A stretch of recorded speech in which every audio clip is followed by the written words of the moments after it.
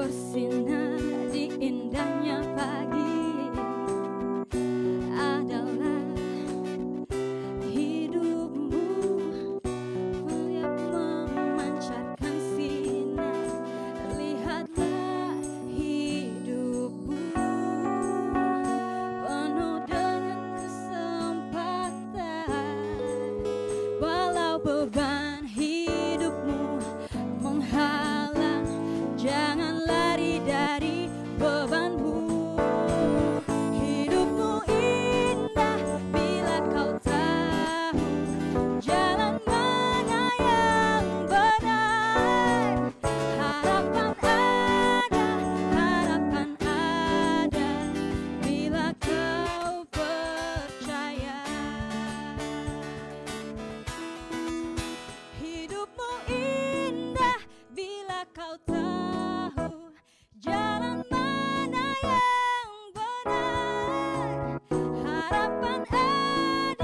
Harapan ada bila kau mengerti. Hidupmu indah bila kau tahu jalan mana yang benar. Harapan ada bila kau percaya. Bila kau percaya.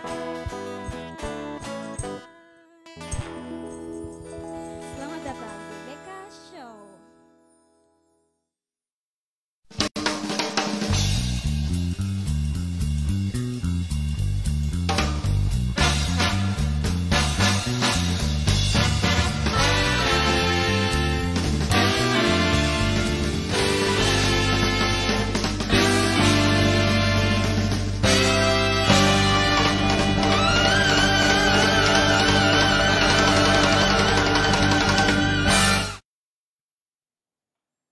Selamat malam dan selamat datang di Beka Show. Senang sekali malam hari ini kita dipertemukan kembali di Beka Show. Dan ini live langsung dari Facebook GP, bukan GP maaf, tapi Bahtera Kasih. Jadi ini kita live langsung dari GP Bahtera Kasih juga. Dan di sini pastinya perkenalkan dulu. Saya Ade dan di sini saya tidak sendiri. Di sini saya banyak sekali ditemani oleh orang-orang yang luar biasa yang Bahtera Kasih punya pastinya. Dan untuk itu kita kasih tepuk tangan dulu buat teman-teman yang ada di sini, sangat luar biasa. Tanpa mereka yang berjeripaya dengan harapan yang besar, pastinya malam ini tidak akan ada. Seperti tema kita di malam hari ini, saya mau menyapa untuk semua yang ada di rumah yang saat ini lagi menyaksikan Beka Show di Facebook GPIB Bahtera Kasih. Saya merasa senang sekali karena sampai dengan saat ini kita masih berpengharapan besar bahwa di tengah pandemi saat ini yang kita alami sekalipun, kita masih bisa bersukacita. Dan saya merasa secara pribadi, saya merasa sukacita adalah sebuah anugerah yang paling besar yang kita miliki sampai saat ini. Dan seperti tema yang sudah kita lihat, saksikan di beberapa video-video yang sudah diupload juga di akun-akun Instagram maupun Facebook ataupun WhatsApp pribadi kita masing-masing. Bahwasanya tema kita di malam hari ini adalah hope. Jadi apa itu hope? Nanti kita akan temukan jawabannya bersama dengan teman-teman yang akan kita ajak untuk bertukar pikiran atau mungkin sekedar tanya atau mungkin sekedar tahu sampai saat ini sukacita mereka, kenapa mereka sampai saat ini masih sangat besar sukacitanya walaupun jauh dari rumah. Nah, sebelumnya kami juga mau berterima kasih untuk segala bentuk donasi yang telah disampaikan dari awal kita membuka dari tanggal 13 Juni kita sudah melakukan dari tanggal 13 Juni sampai tanggal updatean yang terakhir, dana yang masuk adalah sebesar Rp18.633.470 dan sudah disalurkan dalam 3 tahap dan terakhir penyalurannya di tanggal 28 Juni 2020 sebesar Rp13.956.000. Dan sekali lagi terima kasih untuk segala bentuk donasi dan segala bentuk perhatiannya untuk teman-teman seiman, untuk orang-orang yang tertimpa atau mungkin yang berdampak langsung dari COVID-19. Dan sebentar lagi saya akan live bersama ada Dofran yang dari Taiwan dan juga ada Keisha yang sedang berada di Korea Selatan.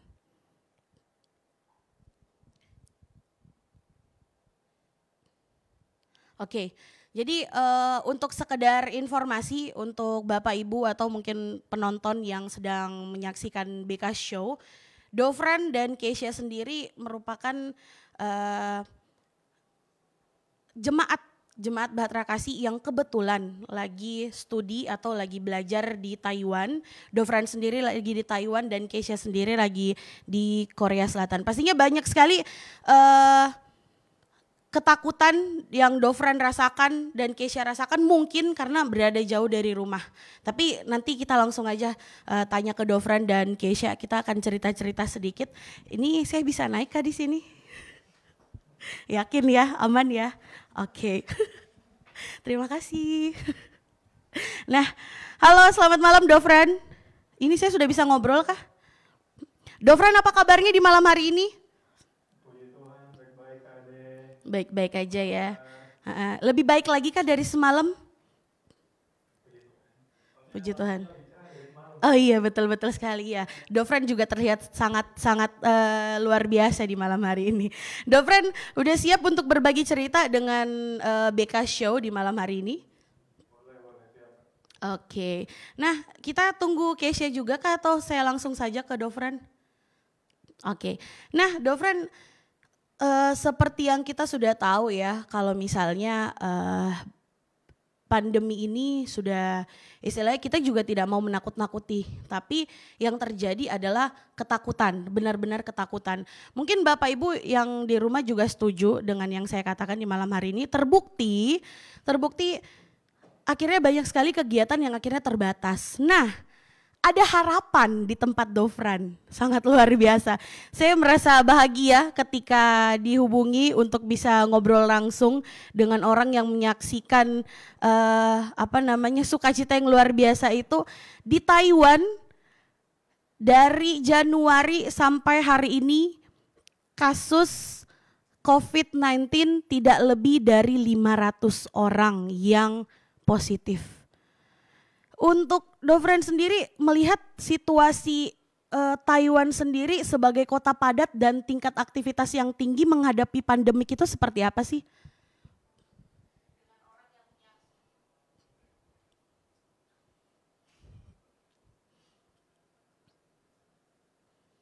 Yang syukur banget sampai sekarang dari 448 udah 438 yang sembuh. Hanya 7 yang meninggal, 3 masih dirawat di rumah sakit. Sebenarnya kalau dari Taiwan sendiri, satu yang paling pasti adalah pencegahan di Taiwan tuh sangat bagus. Mungkin Taiwan sempat belajar dari kasus SARS tahun 2003-2004. Jadi mereka penduduknya agak sedikit traumatis mungkin ya. Jadi mereka pas udah dengar berita di bulan Desember ada penyakit COVID di Cina, di awal Januari itu mereka udah preventif. Jadi semua orang yang dari luar negeri masuk bandara dicek-in. Oke, Dofran, sebelumnya Dofran bisa dengar? Ya. Oke, jadi sebelumnya kita say sorry ya, ternyata suara Dofran gak keluar tadi.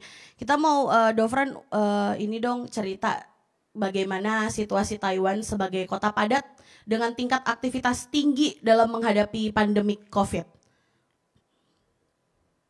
Aktivitas sejauh ini di Taiwan dari bulan Januari sebenarnya semua masih normal-normal. sejenis PSBB itu nggak ada di Taiwan. Hanya memang social distancing, penggunaan masker, itu semua tetap dilakukan, semua masyarakat ikut patuh, tapi kayak kerja, kayak kuliah, sekolah, semua masih kayak normal-normal aja dari bulan Januari. Oke, berarti kegiatan Dofran pun masih normal-normal saja ya dari Januari sampai hari ini. Iya, puji Tuhan Oke. masih. Kalau untuk protokol sendiri yang dilakukan atau dijalankan menyangkut pengakuan dari WHO terhadap Taiwan yang berhasil, yang dikatakan cukup berhasil dalam menghadapi pandemi COVID-19. Prevensinya yang pasti yang pertama ketika berita COVID itu keluar dari Cina, langsung semua penerbangan internasional itu diperiksa. Jadi semua orang yang masuk, semua lewati prosedur kesehatan, khususnya yang para foreigner. Tapi di dalam Taiwan sendiri sebenarnya tidak ada prosedur yang terlalu ketat. Bahkan penggunaan masker itu baru aktif di bulan Februari. Tapi emang semua yang dari luar, di luar Taiwan itu semua diperiksa. Karena kasus pertama yang muncul dari bulan Januari itu pas ibu-ibu datang dari Cina dan positif. Jadi semua penerbangan internasional langsung ditutup. Oke, berarti bisa dikatakan penyebaran COVID di Taiwan sendiri itu memang berasal dari luar Taiwan. Betul, dari luar. Oke. Nah, kalau untuk respon masyarakat sendiri terhadap tindakan pemerintah dalam menangani COVID seperti apa sih Dofran melihatnya sebagai masyarakat di Taiwan sana? Respon masyarakat di sini terkejutnya adalah mereka sangat patuh. Walaupun emang ada sedikit panik buying di awalnya karena banyak orang mengantri di apotek, beli masker, beli alkohol. Tapi mereka cukup patuh untuk ngikutin prosedur kesehatan, pakai masker, jaga jarak. Mereka mengusahakan untuk tidak sering naik transportasi umum, lebih milih untuk jalan kaki. Karena kan seperti yang kita tahu, COVID penyebarannya tuh lebih cepat di ruangan tertutup. Jadi mereka lebih sering aktivitas yang di luar bahkan. Jadi mereka tuh lebih patuh sih memang. Kalau pemerintah suruh apa, mereka lakuin. Pemerintah suruh ini, mereka lakuin. Suruh pakai masker, mereka pakai. Gitu aja. Kalau untuk Dofran sendiri dalam mengalami situasi yang seperti ini, yang pertama jauh dari rumah. Itu yang bikin Dofran bisa merasakan ketenangan atau mungkin bisa survive di tengah kesendirian di Taiwan sana. Apa sih Dofran? Yang bisa bikin survive ya? Pertama yang pasti kayak judul hari ini sih. Emang bener banget judul hari ini. Hope itu emang bener banget. Aku sendiri di sini emang merasa berpengharapan satu, karena aku emang melihat bukti yang sangat besar dari usaha pemerintah Taiwan untuk mencegah penyebaran COVID. Jadi aku sendiri emang di sini merasa tenang. Justru yang aku rasa tegang sendiri tuh keadaan keluarga di Indonesia sebenarnya. Indonesia, iya. Apalagi kan emang di Indonesia, setahuku baru rame di bulan Maret. Nah, jadi Januari Februari di Taiwan udah mulai rasa-rasa, kok di tempat lain kok belum ada gitu kan. Pas Maret booming, aduh, itu aku tegang juga. Tapi kalau Dofran sendiri di Taiwan sih tenang-tenang aja sih sebenarnya. Semuanya masih baik, mungkin karena masyarakat patuh juga sih, jadi kita lebih tenang. Prevensinya bagus. Oke, nah sejauh ini ngobrol sama Dofran juga ternyata untuk mengatasi istilahnya apa sih namanya ketakutan, pasti Dofran seperti yang tadi Dofran sudah bilang kalau misalnya hanya berpengharapan yang besar yang membuat Dofran bisa survive sampai hari ini. Nah teman-teman di belakang mungkin ada yang mau ditanyakan ke teman kita yang jauh di sana, sekedar melepas rindu mungkin. Oh, boleh silakan. Selamat malam Dofran. Halo Rian. Saya ada satu pertanyaan yang unik. Saya mau tahu kira-kira pengaruh pandemi bagi perkuliahan Dofran di sana bagaimana? Berhubung saya kan juga di sini anak kuliahan. Jadi kira-kira saya mau bandingkan kira-kira kalau di sini dengan yang berlaku di Taiwan itu bagaimana pengaruhnya bagi perkuliahannya Dofran di sana? Terima kasih Dofran. Oke. Tentang perkuliahan di Taiwan ya? Pengaruh pandemik sendiri dengan perkuliahan Dofran di Taiwan sana. Oh, pengaruhnya. Pengaruhnya apa ya?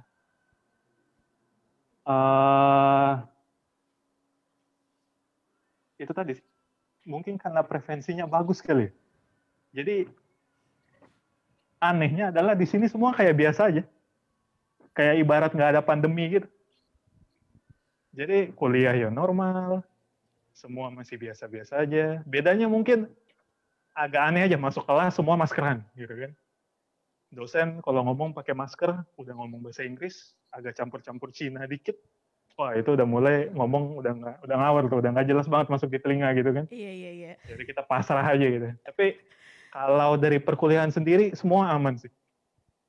Datang ya kayak biasa, telat ya tetap dimarahin, walaupun dibilang karena COVID gitu ya, cuman nggak ada sih.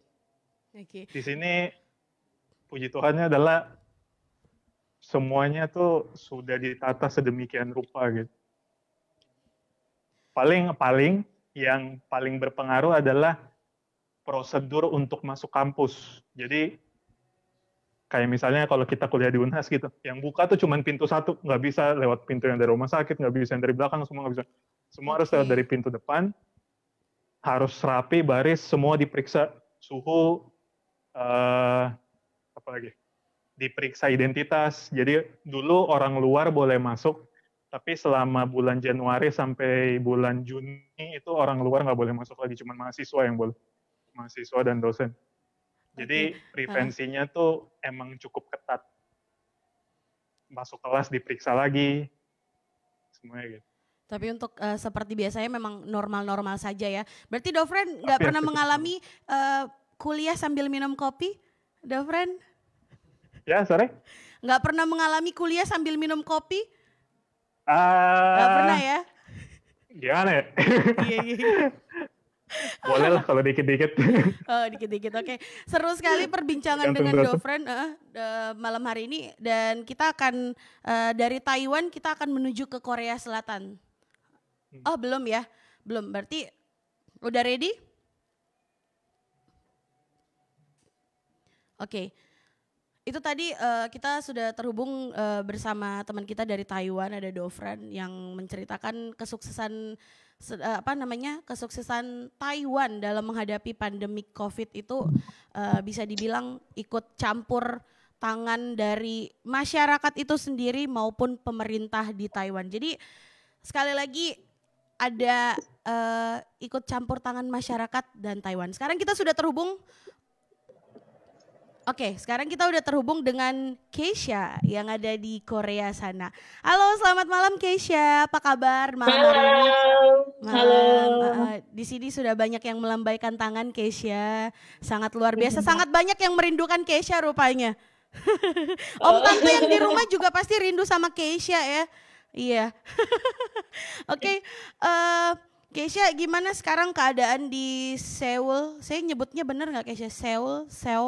Gimana sih? Seoul. Oke, Seoul. Asal bukan soulmate ya. Iya. Gimana keadaan Seoul sekarang di sana, Keisha? Kalau di Seoul sendiri, kalau kan di sini sudah mulai new normal.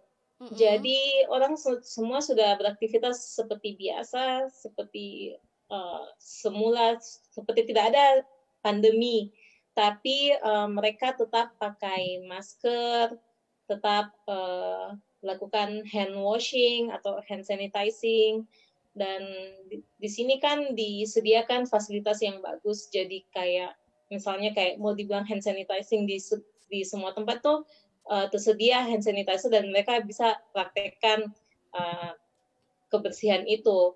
Jadi di sini sih kondisi coronanya seperti tidak ada pandemi kalau untuk di kota Seoul. Tapi kalau untuk daerah lain di Korea seperti di Daegu itu daerah yang paling tinggi tingkat coronanya. Jadi mereka kalau tidak salah yang saya dengar beritanya mereka lakukan lockdown kembali karena masih sangat parah di daerah situ. Tapi kalau di daerah Seoul tidak separah di Daegu, jadi masih tetap beraktivitas seperti biasanya. Oke. Keisha, saya baru-baru ini baca satu artikel itu mengatakan kalau misalnya di Korea Selatan sendiri itu untuk mendeteksi yang positif COVID itu cuman dalam waktu 1 jam. Itu benar kah? Sebenarnya bukan juga 1 jam, tapi seperti pokoknya dalam 1 hari itu hasilnya sudah bisa keluar. Jadi Gitu. mereka itu lakukan tes namanya real time PCR. Jadi orang yang dites itu nanti akan diminta datanya dengan nomor teleponnya. Terus kalau misalnya sudah keluar hasilnya, nanti mereka akan langsung menghubungi lewat SMS atau lewat telepon kalau yang diperiksa itu apakah dia positif atau negatif. Tapi memang hasilnya cepat keluar. Oke, jadi bisa dibilang responnya memang cepat ya, Iya, untuk di Seoul responnya sendiri. cepat. Oke, nah Keisha kan berprofesi sebagai tenaga medis. Nah itu dampak pandemik sendiri untuk kegiatan medis khususnya dokter gigi itu seperti apa Keisha? Untuk Keisha secara pribadi maupun secara umum ya untuk teman-teman medis yang ada di Korea sana. Iya, kalau di sini kan, kalau di Korea kan saya enggak kerja sebagai dokter gigi. Oke. Maksudnya tidak langsung mengerjakan pasiennya, hanya sebagai asisten di pasiennya. Dan di sini juga sudah dipilah-pilah pasiennya. Kalau mereka COVID, tentunya mereka tidak dibawa ke rumah sakit gigi. Mereka pasti dibawanya langsung ke rumah sakit umum untuk ditangani dulu COVID-nya. Jadi, tapi kalau misalnya bicara tentang kondisi sebagai dokter gigi di tengah-tengah pandemi ini, saya bisa mungkin kasih info yang mengenai dokter gigi yang di Indonesia saat ini. Jadi mereka untuk dokter gigi di Indonesia itu rata-rata kan sekarang sedang pakai APD kalau kerjanya, karena penyebaran COVID kan tuh lewat droplet dari saliva atau air liur itu ataupun dari lendir, itu kan sangat rentan atau riskan untuk dokter gigi terkena itu, karena kita kan kerjanya bidangnya itu di daerah area mulut dan wajah.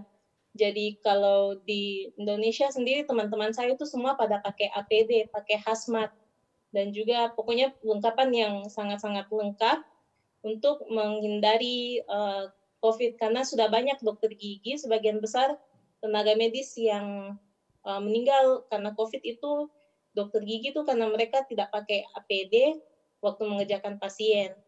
Jadi dampaknya sekarang semua protokol penanganan pasien di klinik itu betul-betul berubah semenjak ada COVID, dan diprediksi bahkan setelah pandemi dokter gigi akan tetap menggunakan APD, meskipun mungkin level kayak hazmat kan tuh levelnya sudah termasuk tinggi, mungkin levelnya nanti diturunkan, tapi tetap penanganan pencegahannya sangat ketat. Oke, jadi satu lagi yang saya mau tahu soal tenaga medis yang ada di sana, apakah orang-orang di Korea sana takut untuk ke rumah sakit, Keisha? Di sini tidak kok, maksudnya mereka betul-betul yang merasa saya aman. perhatikan di sini orang-orang itu sangat aware sama kesehatannya mereka. Bahkan contohnya saja, saya kan sebagai dokter gigi yang saya amati waktu di Indonesia kan, orang itu tidak pusing dengan kondisi gigi mulutnya karena mereka pikir itu bukan hal yang penting. Tapi di sini bahkan ada lubang sedikit di giginya ataupun ada hal-hal yang mereka rasa mengganjal, meskipun hanya sedikit di area rongga mulutnya, mereka kan pergi ke rumah sakit. Itu baru dalam ranah gigi dan mulut. Apalagi kalau sudah bicara tentang COVID, pasti mereka lebih aware lagi. Jadi mereka itu tidak ada dibilang takut untuk pergi ke dokter, justru mereka akan cepat-cepat mencari pertolongan. Itulah salah satu mengapa alasannya di Korea meskipun tinggi tingkat kasusnya, tapi tingkat Kesembuhannya? kesembuhannya juga tinggi. Oke. Itu karena masyarakatnya di sini betul-betul sangat aware sama kesehatannya. Seperti mereka itu tidak malu kalau misalnya mereka dapat simptom atau gejala yang menyerupai COVID, mereka kan langsung menghubungi layanan kesehatan untuk minta swab. Kalau yang saya dengarkan di Indonesia banyak yang menyangkal bahkan menolak dilakukan rapid test. Tapi kalau di sini mereka yang mencari tes itu. Oke. Nah, kalau untuk Keisha sendiri melihat bagaimana sih protokol dari keamanan kesehatan karena ini juga kan berhubungan dengan profesi Keisha sendiri sebagai seorang tenaga kesehatan seperti itu. Iya, jadi kalau misalnya saya ambil contoh di rumah sakit di tempat saya beraktivitas itu tiap kita kan ada banyak pintu. Jadi pintu masuk, akses masuk dan keluar itu hanya dibatasi maksimal 2. Dan di setiap pintu itu ada petugas yang akan mengukur kesehatan, mengukur suhu tubuhnya setiap orang yang masuk. Dan juga sebelum new normal itu mereka disuruh isi kuesioner. Kuesionernya itu kayak riwayat perjalanan dan juga riwayat gejala dan juga riwayat apakah pernah mengunjungi daerah lokal. Jadi bukan hanya daerah seperti luar negeri, tapi daerah lokal yang rentan dengan COVID itu mereka juga ditanyakan. Dan apabila mereka positif di salah satu pertanyaan itu, mereka akan langsung di self quarantine atau di isolasi selama 2 minggu.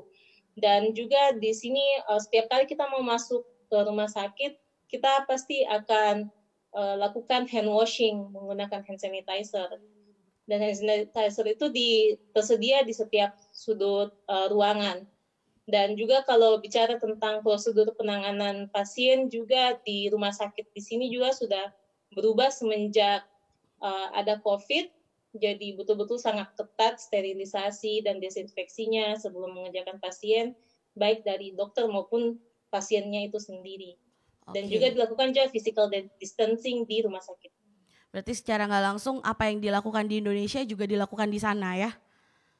Oke. Yeah. Ini saya juga tadi ada bisikan dari belakang yang sudah rindu sekali sama Keisha yang ada di Korea sana.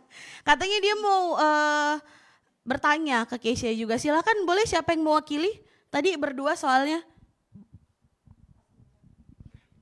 Iya, selamat malam Keisha. Halo, malam Ian. Aduh, Kak Ade ini tahu aja kalau kita lagi rindu sama Keisha.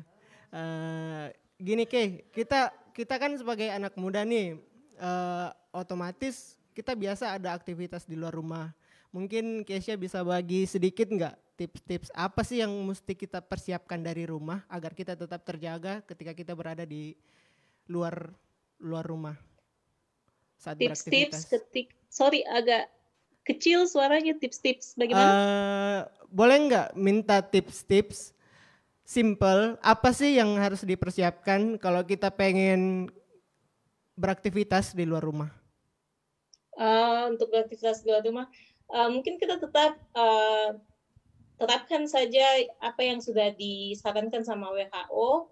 Itu meliputi tetap menjaga hygiene, mencuci tangan, terus paling penting juga pakai masker, dan juga selain itu yang penting juga itu menjaga jarak 1 meter dari orang lain, karena kan droplet yang dari hidung dan mulut itu kan ketika orang berbicara atau bersin itu bisa menjangkau jaraknya itu maksimal 1 meter. Jadi itulah mengapa kita disuruh physical distancing itu minimal 1 meter itu untuk menghindari droplet itu terkena di kita. Dan juga tetap pakai masker karena ada saya lihat postingan Instagram dari ranah medis, itu dia bandingkan bagaimana jumlah bakteri atau virus atau mikroba yang ada ketika seseorang bicara, menyanyi dan bersin, memakai masker dan tidak pakai masker, dan yang pakai masker itu sama sekali tidak ada ditemukan bakteri karena bakterinya itu tertahan di masker, tidak tembus, tidak keluar di daerah yang dites itu. Oke. Jadi tetap Nah, itu. satu lagi Keisha, sebelum kita mendengarkan pujian dari teman-teman Mayor Tri, kita penasaran. Kalau tadi Dovran kan caranya survive adalah dengan berpengharapan yang besar pastinya. Kalau Keisha sendiri kayak tadi kan ternyata di Korea juga tidak mengalami, maksudnya tetap panik, tapi tidak mengalami kepanikan yang berlebihan istilahnya. Nah, Iya. kalau Keisha sendiri bisa survive sampai hari ini jauh dari rumah, jauh dari teman-teman, jauh dari orang-orang yang bisa menguatkan Keisha, itu seperti apa sih bentuk survive-nya, Keisha? Puji Tuhan bisa survive di sini juga itu karena kemurahan Tuhan. Ya, sama seperti Dovran bilang, tetap berpengharapan teguh karena dan sumber pengharapan kita kan hanya Tuhan Yesus. Amin. Jadi kita tetap selalu berdoa, selalu dengar baca firman-Nya tiap hari. Itu yang menjadi pengharapan tiap pagi bagi kita untuk menjalani hari. Dan itu juga yang membuat kita tidak takut terhadap hal apapun, tidak cemas, karena kita tetap berpengharapan pada Tuhan dan tetap melaksanakan apa yang sudah ditetapkan seperti protokol-protokol kesehatan. Kita tetap patuh pada itu karena kan dibilang berdoa dan bekerja, berdoa dan berusaha. Kalau misalnya kita hanya berdoa saja, tapi kita tidak melakukan hal-hal seperti itu, kita tentu tidak bisa survive.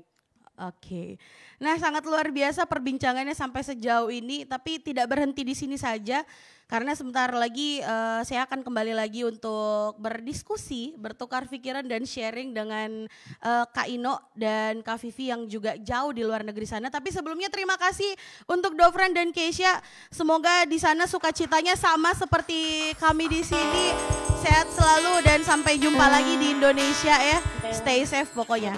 Dan untuk penonton yang lagi menyaksikan BK Show di malam hari ini, sebentar lagi kita akan menyaksikan puji-pujian dari Mayor Tri.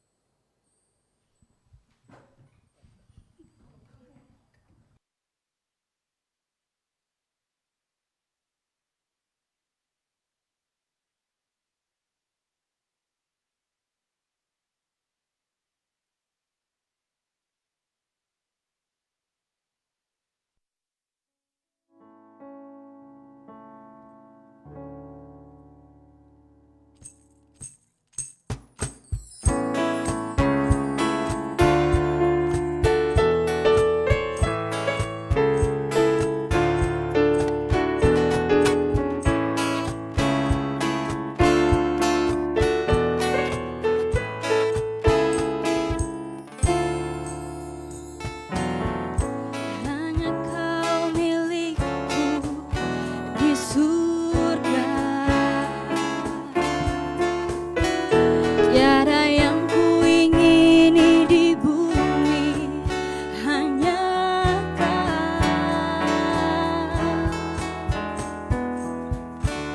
Tak kuandalkan kekuatanku,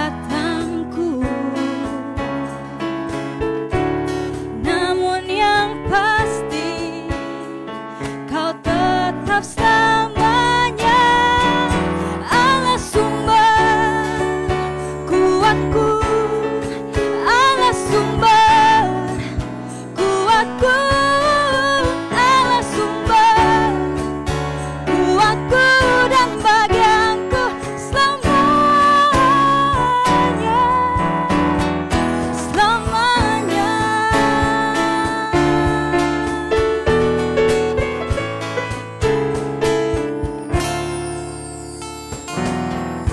Hanya kau milikku di surga,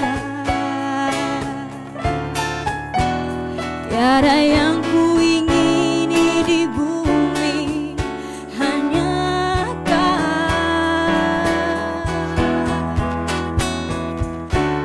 Tak kuandalkan kekuatanku,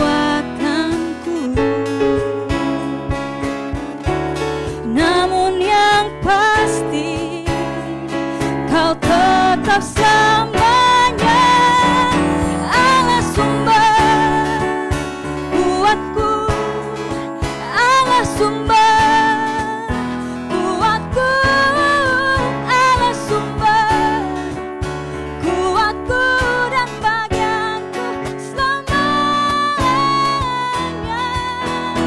Allah sumber kuatku, Allah sumber kuatku, Allah sumber kuatku dan bagianku selamanya,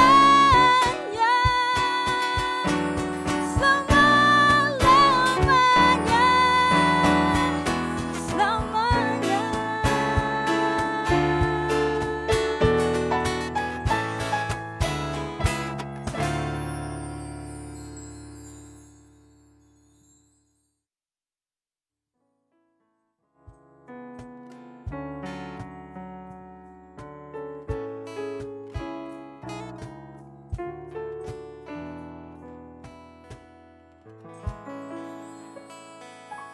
Kembali lagi di BK Show. Dan pastinya penonton masih menyaksikan BK Show di live Facebook dari GPIB Batra Kasih Makassar. Nah, seperti yang tadi Ade sudah bilang kalau misalnya saat ini Ade juga akan terhubung dengan jemaat Batra Kasih yang sedang tidak ada di Indonesia, tidak ada di Makassar. Mereka juga jauh di luar sana. Dan pasti kita juga mau tahu apakah dia sempat merasakan kecemasan karena jauh dari rumah. Nanti kita saksikan. Oke. Udah ada tadi. Udah muncul. Oke. Jadi sambil kita udah terhubung. Nah, kalau yang satu ini seperti yang udah muncul di layar handphone maupun TV atau mungkin ada yang komputer, laptop, silahkan. Nah, ini ada Kak Vivi, dia jauh sekali di Inggris sana, tapi tenang, kita tidak akan ngobrol dalam bahasa Inggris, tetap bahasa Indonesia, karena kita cinta Indonesia, asik. Nah, sudah kedengaran suaranya Kak Vivi, halo? Halo? Halo Kak Vivi, saya mau selamat malam atau selamat siang, selamat pagi buat Kak Vivi. Di sana jam berapa Kak Vivi sebelumnya?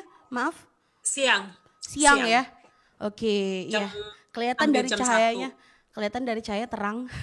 Kak Vivi lagi ngapain jam-jam segini di sana biasanya? Lagi nungguin kalian. Oh lagi nunggu. Segitu rindunya Kak Vivi sama Indonesia.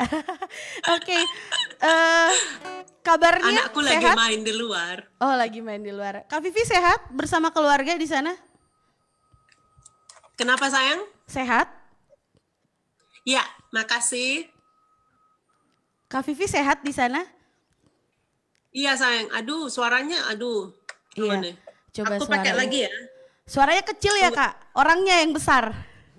Pengharapannya juga pasti besar Kak Vivi, tenang aja. Oh, sangat besar, sangat. Sangat besar. Hang on. Oke, Aku pakai lagi ya. udah kedengeran? Jelas? Oke, aman. Nah, Kak Vivi boleh nggak ceritain kondisi Oxford sekarang ini yang katanya sudah mulai membaik dan protokol apa sih yang sekarang lagi dijalankan untuk masyarakat Oxford sendiri dalam menghadapi pandemi COVID ini? Well, di sini mereka baik-baik sih karena sudah mulai hari ini loh. Mulai hari ini semuanya bagus. Mulai hari ini kayak barber namanya? Untuk Cukur. apa namanya tuh? Cukur Barber rambut. apa sih? Cukur rambut. Tukang potong rambut cowok kan.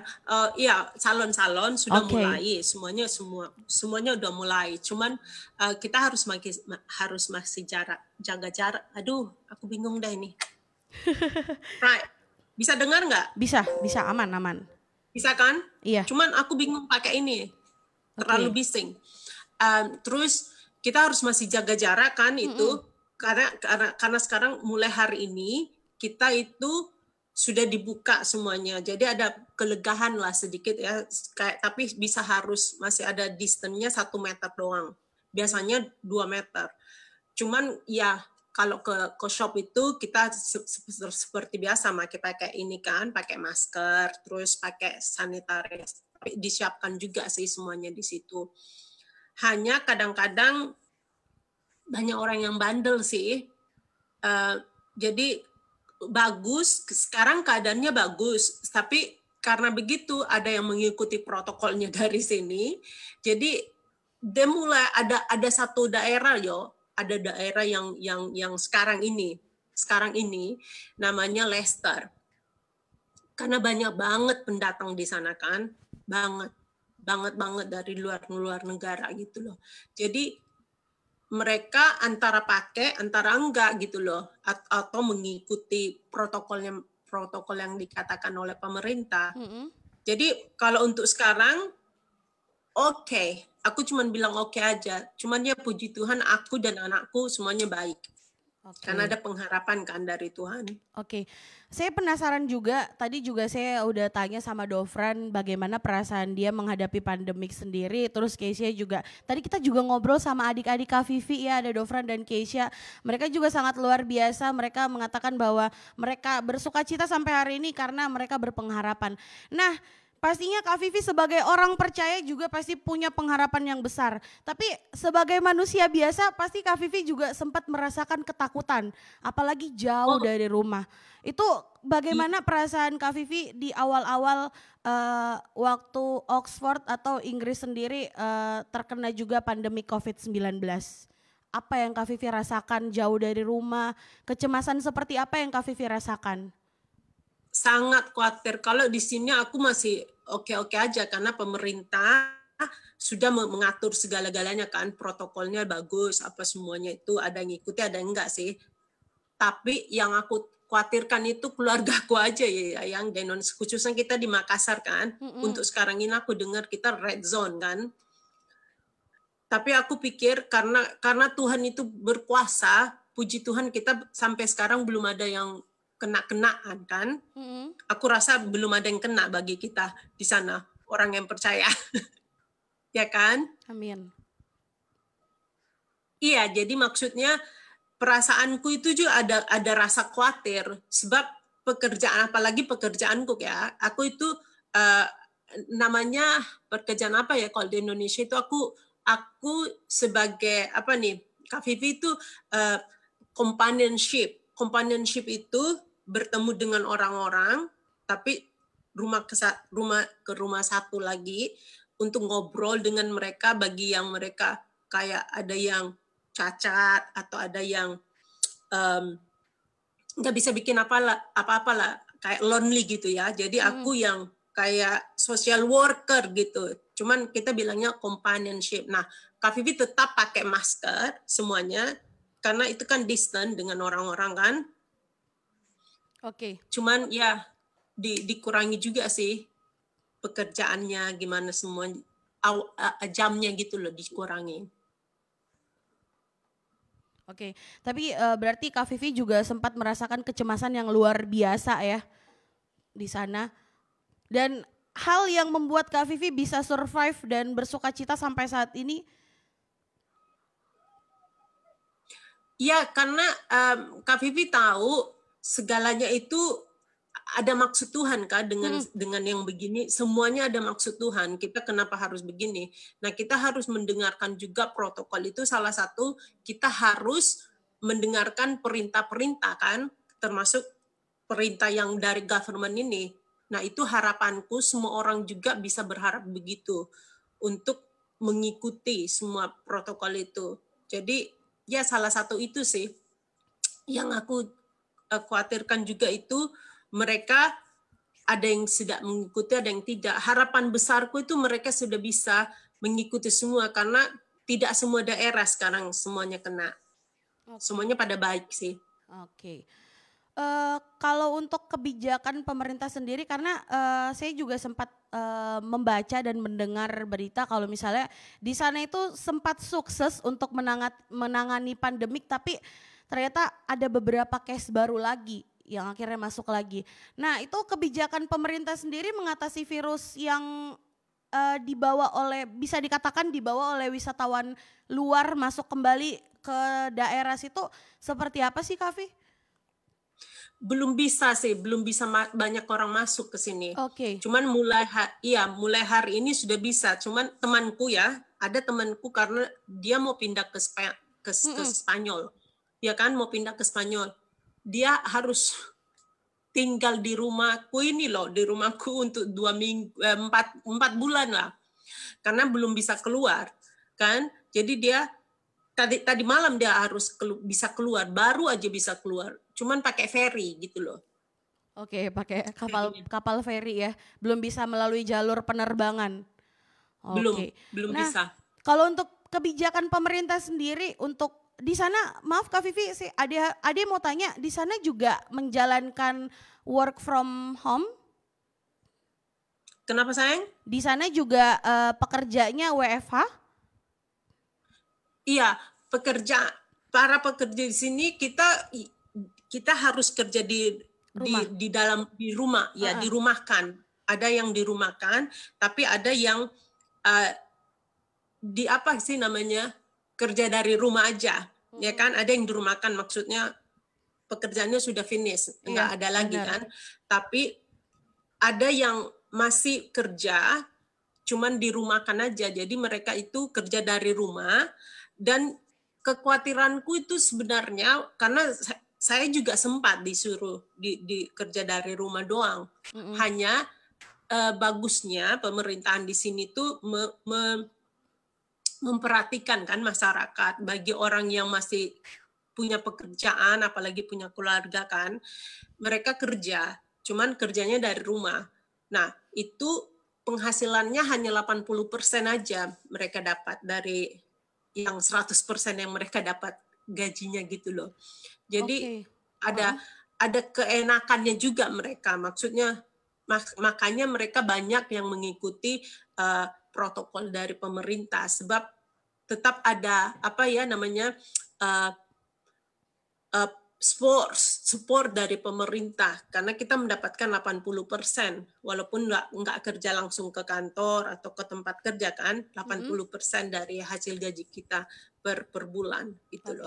Berarti secara nggak langsung pemerintah juga turun tangan untuk memberikan kebijakan untuk pekerja-pekerja yang harus stay at home bekerjanya, Kak Vivi ya? Iya. Nah, itu bagusnya. Teman-teman di belakang mungkin ada pertanyaan juga untuk Kak Vivi. Jangan cuman yang muda-muda dong dikasih pertanyaan dong. Ada banyak yang di belakang, di sana. Iya, selamat siang Kak Vivi. Besarin suaranya sayang. Selamat siang, udah kedengaran ya? Udah kedengaran? Coba bicara lagi. Jadi saya ini ada pertanyaan nih. Kalau di sini kan kita di Indonesia itu kalau mau bepergian misalkan ke luar daerah itu kan biasa ada tes seperti rapid atau swab untuk memastikan bahwa kita tidak membawa virus begitu. Kalau di tempat yang Kak Vivi bilang tadi yang Leicester ya, sorry. Itu ada nggak diadakan tes-tes seperti itu untuk masuk wilayah itu? Ya, ada. Cuman kita di sini yang dibikin tes itu yang masuk itu orang-orang yang memang masuk lewat bandara gitu kan. Kalau masuk, cuman kalau kamu berjalan lewat udara aja, lewat itu ada sistemnya. Mereka tidak perlu dites atau apapun, yang penting dia keluarga gitu loh. Jadi dalam satu keluarga, harus dalam keluarga aja. Sekarang ini kita sudah ada kelegaan sedikit, cuman keluarga doang yang bisa bergabung dengan keluarga yang lain, nggak bisa, ada limit gitu loh. Yang lainnya harus pakai tes juga. Cuman di sini untuk tes-tes yang seperti semua dibilang dari Taiwan apa itu semua itu Korea, kita untuk tes COVID itu hanya bagi orang yang kerja di bagian medis gitu loh. Karena belum semua orang dapat tes.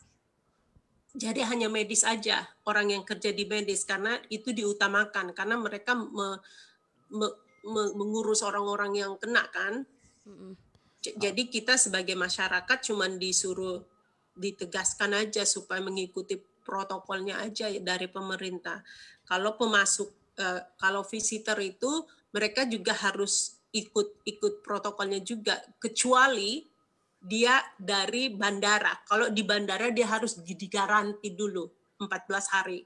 Oke. Berarti senang sekali ngobrol sama Kak Vivi. Berarti yang penting kita di sini tahu kalau Kak Vivi di sana sedang baik-baik saja. Amin. Oke. Nah, Kak Vivi terima kasih untuk ngobrol-ngobrol singkatnya, dan kita juga di sini punya pengharapan yang besar buat Kak Vivi. Semoga sehat selalu di sana. Thanks Kak Vivi. See you. Makasih. Dan iya, selamat siang. Selamat beraktivitas. I love you juga. Nah, sekarang kita akan tersambung lagi. Ini yang terakhir, tapi bukan yang akhir. Asik. Iya ya.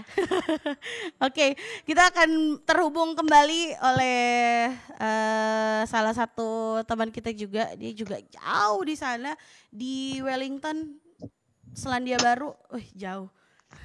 Berapa harga tiket ke sana ya? Halo, Kak selamat Ino, malam. udah siap untuk bergabung? Ya, yes, Halo. yes. Halo, selamat malam Kak Ino. Apa kabar? Apa kabar? Baik Kak Ino. Nice, nice. Di sana dingin, panas, sedang-sedang? Musim dingin, benar. Oh musim dingin, Musim iya. Iya. Aduh, kebayang ya musim dingin. Tapi Kak Ino gimana kabarnya, baik-baik aja?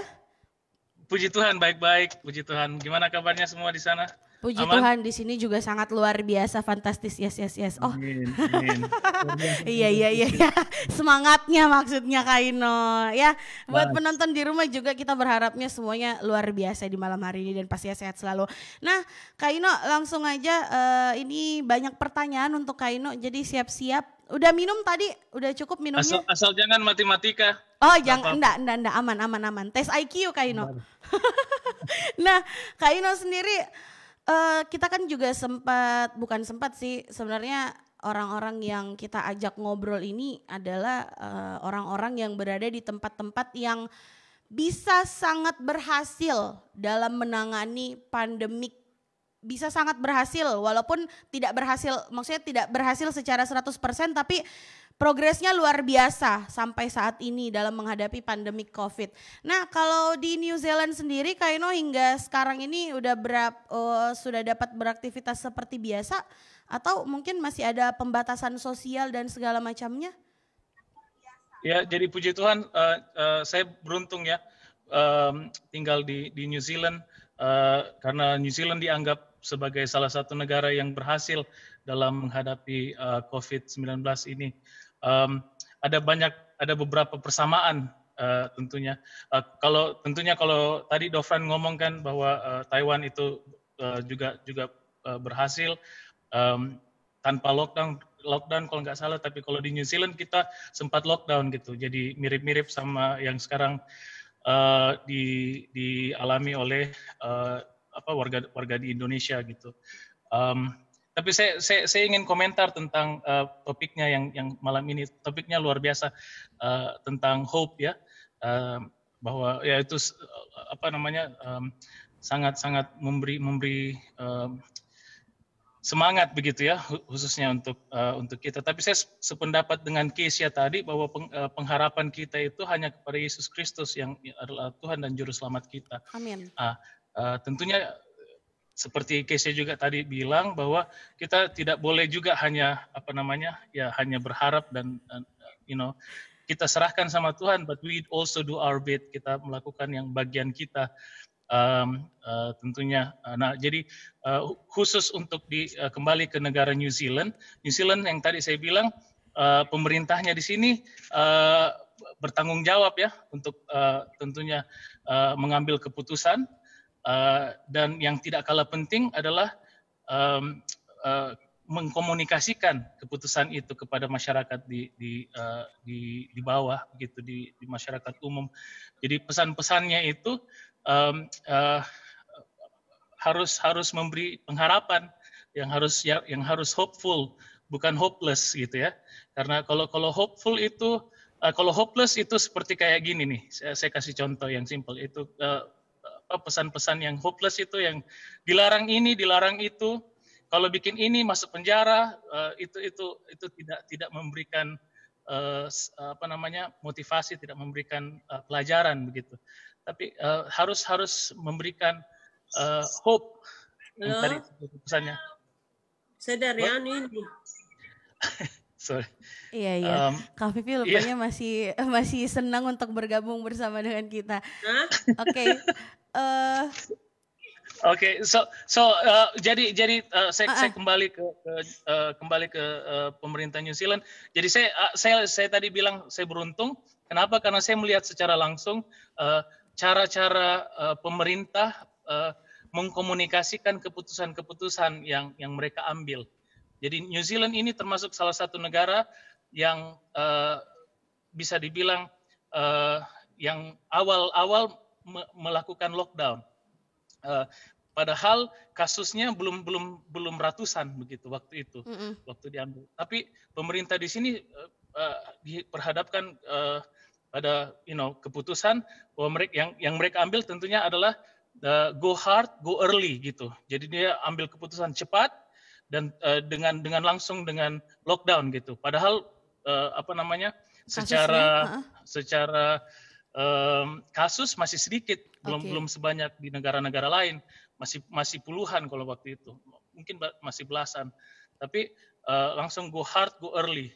Nah, dia komunikasikan ke masyarakat semuanya bahwa ini. Nah, mereka introduce memperkenalkan ada namanya itu alert levels. Jadi ada alert level 1, alert level 2, 3 dan 4. Jadi ada 4 level. Level yang pertama itu yang sekarang ini yang tidak kasus bisa di apa istilahnya dikontrol. Jadi tidak ada restriction.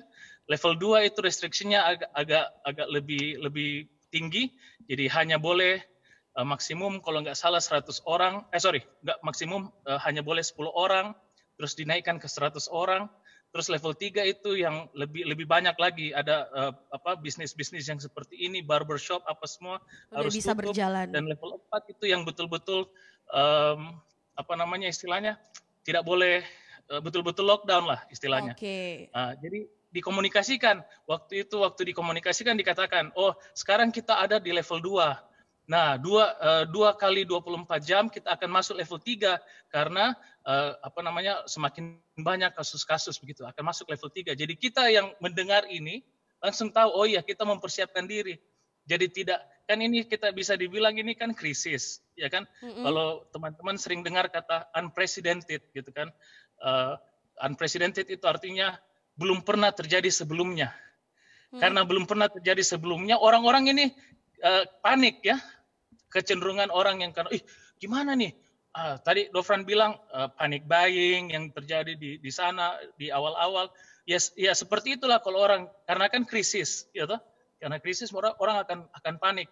Tapi karena pemerintah menjelaskan dengan baik, dengan ada step-step, ada fase-fase, akhirnya kita yang mendengar menjadi oke, lebih tenang, lebih aman. Saya akan melakukan bagian saya untuk tidak. Dan pemerintah bilangnya gini, kalau bisa ini yang akan kita lakukan. Kalau seandainya akan kasus semakin bertambah, kita akan naikkan lagi levelnya.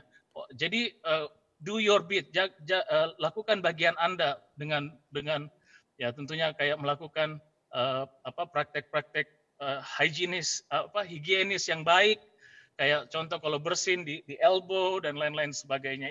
Itu penting menurut saya. Oke. Ini kita penasaran juga bagaimana, kan tadi Kak Ino sudah menceritakan kalau misalnya di sana juga sempat ada kepanikan tersendiri. Ya walaupun Kak Ino mengakui bahwa pemerintah di sana komunikasinya kepada masyarakat memang bagus, baik, dan perhatiannya justru luar biasa terhadap masyarakat. Tapi sebagai manusia biasa, Kak Ino pasti sempat merasakan kekhawatiran yang luar biasa. Karena seperti yang tadi Kak Ino bilang, kalau misalnya ini adalah keadaan yang tidak pernah terprediksi sebelumnya. Nah, bagaimana Kak Ino mengatasi kesulitan atau mungkin perasaan ketakutan tersendiri Kak Ino dalam menghadapi situasi yang tidak pernah terprediksi sebelumnya? Nah kan tadi apa namanya kita kembali tadi kan ke tema tadi hope. Oke. Harapan kita kepada Yesus, kita sudah serahkan sama Yesus. Tapi yang bagian kita ikuti anjuran pemerintah. Seperti tadi Mbak Vivi bilang kan karena pemerintah adalah wakil Tuhan di dalam yang menjadi pemimpin negara ya kan. Mereka menjelaskan dan kita ikuti. Untungnya yang tadi saya bilang, saya bersyukur karena saya tinggal di New Zealand dan melihat secara langsung cara-cara pemerintah memberikan pesan-pesan yang memberi pengharapan. Contohnya begini, saya kasih contoh yang waktu di awal-awal nih ya, waktu sebelum lockdown, Perdana Menteri Jacinda Ardern ngomongnya gini, we are going into foreign waters gitu. Kita masuk perairan asing. Tapi kita punya kompas, kita punya map. Jadi itu bayangkan, jadi kita yang mendengar ini ya. Iya ya, wah kita masuk. Jadi kita dikasih tahu bahwa hati-hati kita harus antisipasi, mempersiapkan diri bahwa kita akan masuk di perairan asing. Tapi dalam kapal ini kita udah tahu karena kita punya plan, kita punya. Nah akhirnya karena mereka punya plan, kita yang masyarakat jadi lebih tenang. Itu plannya kan tadi itu ada alert levels dan lain-lain sebagainya. Pesan-pesan yang lain yang menurut saya penting itu sangat simple. Kalau salah satu pesan yang mereka di awal-awal khususnya, mereka bilangnya gini, karena ini krisis, jadi kalian please be kind. Hanya 2 word, be kind. Kalau menurut saya ya, untuk apa pemerintah menghabiskan duit untuk promosi be kind. Tapi ternyata kalau teman-teman perhatikan ya, karena kan ini krisis ya, orang semua panik, gitu, panik. Nah kalau orang panik biasanya orang tidak memperdulikan orang-orang di sekitarnya. Yang mereka pedulikan hanya dirinya atau keluarganya. Jadi kalau ada orang yang mereka langsung teriak gitu kan, kebiasaan gitu. Tapi diingatkan kita bahwa be kind. Oh iya. Jadi saya harus be kind karena saya tinggal di masyarakat lingkungan sosial. Saya harus memperhatikan juga orang-orang di sekitar dan memberi melakukan hal yang simple, yaitu be kind. Terus ada banyak lah ya, stay home if you're sick, something simple like that. Tapi tidak ada pesan-pesan yang destruktif begitu. Tidak ada yang dibilang kalau kamu tidak ikuti ini akan masuk di penjara, akan diberikan denda gitu. Itu itu otomatis ya, tapi tidak di apa istilahnya, tidak. Kalau kayak pesan-pesan yang tadi saya bilang be kind itu kan memberikan kekuatan untuk masyarakat, diberikan kemampuan di empower begitu, diberikan kekuatan. Saya tidak tahu bahasa Indonesia, tapi di empower begitu. Kak Ino sendiri, pandangan Kak Ino ini soal bagaimana seharusnya kita bersikap di masa pandemik ini dari sisi rohaninya mungkin untuk menguatkan. Ya, satu yang menurut saya yang positif ya dari COVID ini, pasti teman-teman juga sudah tahu. Yang pertama itu yang otomatis karena krisis kita nggak boleh kemana-mana ya, khususnya di lockdown. Jadi kita rely sama teknologi, ya kan? Jadi orang berlomba-lomba untuk belajar.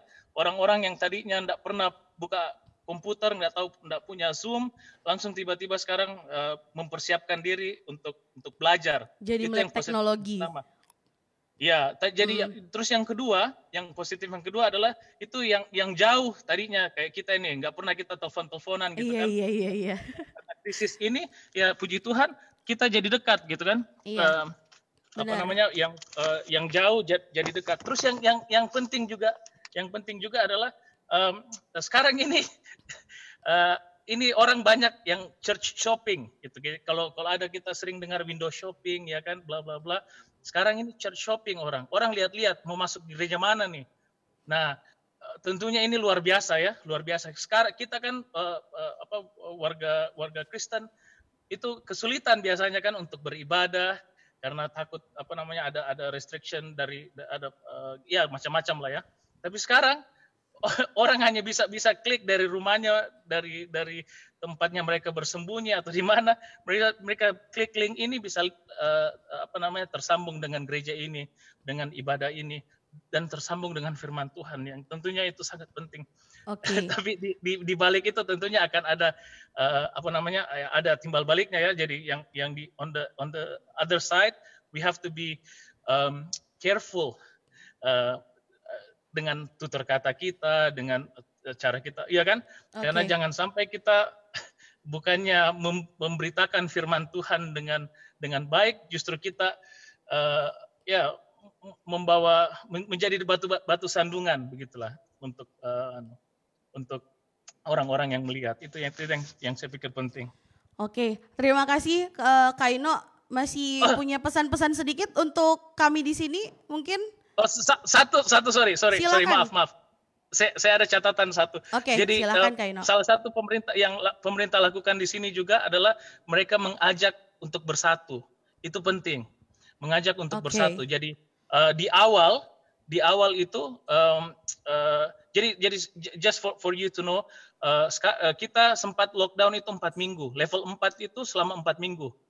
Jadi kita nggak boleh kemana-mana. Yang boleh keliling itu hanya emergency atau essential workers, ya kan? Essential workers itu dokter, pegawai supermarket, itu hanya mereka yang boleh keluar. Yang lain nggak boleh keluar, kecuali untuk olahraga di sekeliling. Anyway, nah unite itu sangat penting. Jadi ketika pemerintah mengambil keputusan untuk lockdown, mereka bilang nih ke partai oposisi di parlemen, bilang kita menghadapi krisis. Mari kita bersatu. Yang dikatakan oleh partai oposisi apa? Dia bilang kita mendukung pemerintah sepenuhnya. Itu sangat penting. Itu luar biasa menguatkan kita yang masyarakat awam gitu ya, melihat para pemimpin gitu di level atas tidak melihat ini sebagai kesempatan politik, tapi mereka melihatnya ini sebagai ini krisis. So we need to unite. Nah, waktu sebelum lockdown itu pesannya adalah unite against COVID-19. Itu pesan yang awalnya. Tapi sekarang karena udah lewat COVID, udah tidak lockdown lagi, sekarang adalah pesannya unite for the recovery. Jadi ini sekarang diajak kita semua untuk bersatu. Tidak boleh tidak lagi mencari-cari kesempatan untuk menjatuhkan lawan politik gitu. Tidak, it's not about that. Iya. Terima kasih Kak Ino untuk kekuatannya di malam hari ini juga, dan dengan berakhirnya Kak Ino di malam hari ini, dan kita juga pastinya mau mengucapkan terima kasih untuk Kak Ino yang jauh di sana. Kita berharapnya Kak Ino selalu sehat selalu dan bisa kembali ke Indonesia, mungkin bisa beribadah kembali dengan Jemaat Bahtera Kasih Makassar. Terima kasih Kak Ino, sampai jumpa kembali. Dan buat yang lagi nonton di rumah, tidak terasa sudah 1 jam luar biasa perbincangan kita bersama orang-orang terkasih yang ada di luar sana. Dan kesimpulan yang bisa saya ucapkan di malam hari ini adalah untuk menghadapi masa yang seperti ini seharusnya kita tidak saling menyalahkan, tetapi harusnya bersatu memperbaiki diri masing-masing. Jadi jangan menuntut orang lain untuk menggunakan masker sedangkan kita lupa untuk menggunakan masker. Jangan menuntut orang lain cuci tangan sedangkan kita lupa mencuci tangan. Tapi dari segala sesuatu yang besar itu ada satu lagi yang paling besar dan harus kita miliki sampai detik ini, adalah harapan. Berharap bahwa segala sesuatunya akan segera berakhir dan kita bisa kembali hidup seperti sedia kala. Dan terima kasih untuk yang lagi di rumah, yang lagi nonton BK Show di malam hari ini. Dan pastinya di malam hari ini juga kita mengajak untuk menyebarkan kasih melalui aksi. Sekali lagi menyebarkan kasih melalui aksi dengan cara berdonasi bersama Bahtera Kasih Makassar dengan cara mengirimkan bantuan melalui rekening Bank BRI. Sekali lagi melalui rekening Bank BRI di nomor rekening 3813010006715530. Jadi sudah ada di layar kaca masing-masing. Sekali lagi atas nama GPIB Bahtera Kasih dengan menyertakan angka 19 di belakang nominal donasi. Dan pastinya tiap donasi yang diberikan Bapak dan Ibu akan dipergunakan sebaik-baiknya untuk membantu warga jemaat yang masih dalam krisis ekonomi akibat pandemi COVID-19.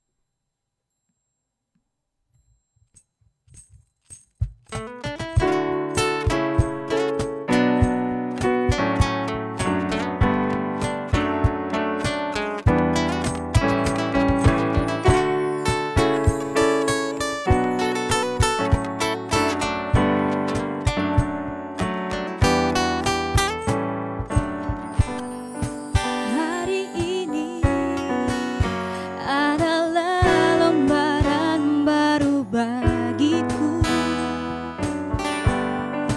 Ku di sini karena kau yang memilihku. Tak pernah ku ragu akan cintamu.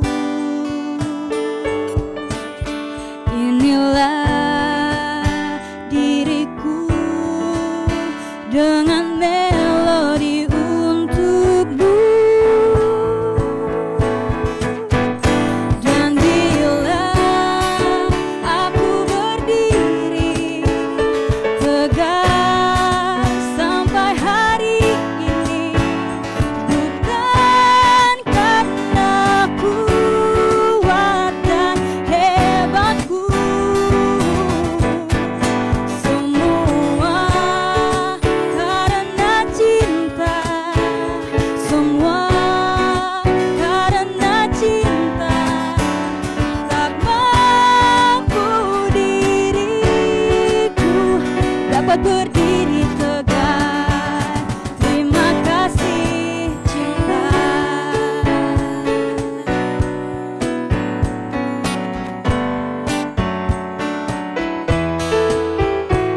Sekali lagi kami mau mengucapkan terima kasih yang sebesar-besarnya untuk seluruh yang telah membantu jalannya BK Show di malam hari ini. Dan sekali lagi terima kasih untuk yang sudah nonton di rumah saja ataupun lagi beraktivitas di luar sana. Dan sampai jumpa di kegiatan BK Show yang lainnya. Jangan lupa untuk selalu memberi dan pastinya dengan aksi. Saya Ade Harun pamit bersama seluruh tim kreatif dari BK GPIB Batra Kasih Makassar. Sampai jumpa.